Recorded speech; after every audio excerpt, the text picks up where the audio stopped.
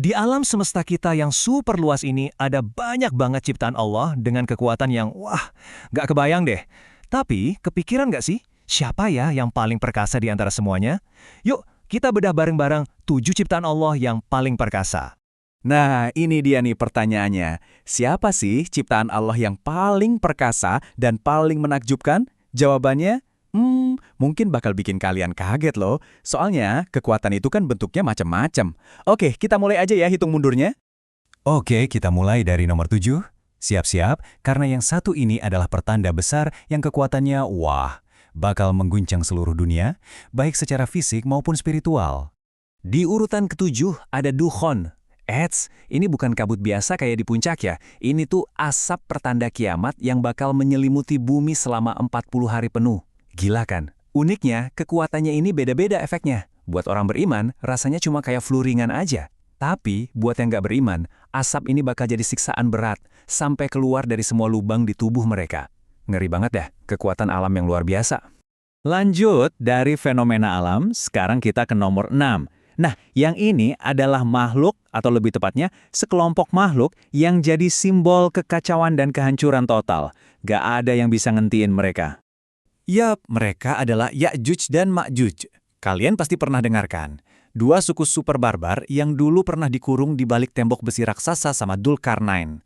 Nah, nanti di akhir zaman, mereka bakal lolos dan menyebar ke seluruh dunia, ngerusak apa aja yang ada di depan mereka. Jumlahnya itu loh, saking banyaknya, digambarin kayak banjir bandang yang nggak bisa dibendung sama sekali. Oke, kita masuk ke nomor 5. Kalau tadi kita ngomongin kekuatan penghancur fisik, yang ini beda level. Ini adalah kekuatan untuk menyesatkan miliaran manusia. Bayangin coba. Dan inilah dia, Dajjal, sang pembawa fitnah paling besar sepanjang sejarah. Kekuatannya itu bukan di fisik, tapi di tipu dayanya yang luar biasa lihai. Dia bisa nunjukin surga, padahal itu neraka. Dan sebaliknya, benar-benar ujian iman paling berat buat seluruh umat manusia. Nah, dari urusan di bumi, sekarang kita naik level ke alam yang lebih tinggi. Di nomor 4, kita bakal ketemu kekuatan dari kalangan malaikat, para utusan Allah yang paling taat. Malaikat Israel, sang malaikat maut. Coba deh bayangin, kekuatan macam apa yang dia punya. Gak ada satupun makhluk bernyawa, mau itu manusia, jin, siapapun, yang bisa kabur dari tugasnya. Dia pegang kendali penuh atas perpindahan dari hidup ke mati. Sebuah tugas yang absolut dan gak bisa dihindari. Oke, sekarang kita masuk 3 besar. Skalanya udah bukan lagi soal bumi atau individu, tapi kosmik. Di posisi ketiga, ada malaikat yang pegang kendali atas akhir dari segalanya. Malaikat Israfil.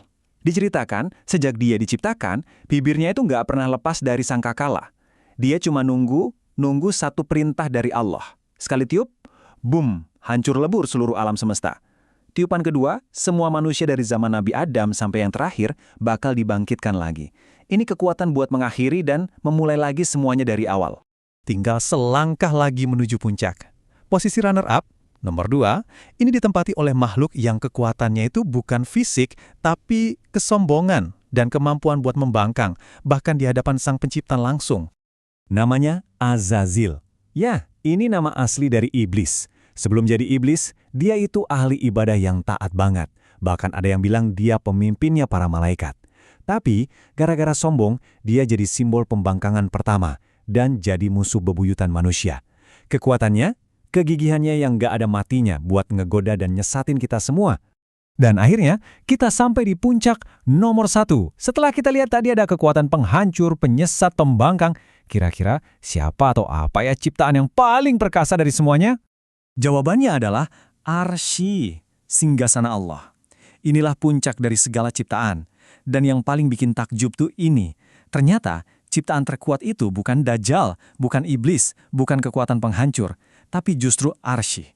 Ciptaan yang pertama kali dibuat, yang paling besar, paling megah, yang jadi atap sekaligus fondasi buat seluruh alam semesta. Kekuatan tertingginya bukan kehancuran, tapi justru sebagai simbol keagungan dan awal dari penciptaan. Jadi, daftar ini ngajarin kita satu hal penting ya, kekuatan sejati itu punya banyak rupa, dari yang menghancurkan sampai yang jadi fondasi penciptaan.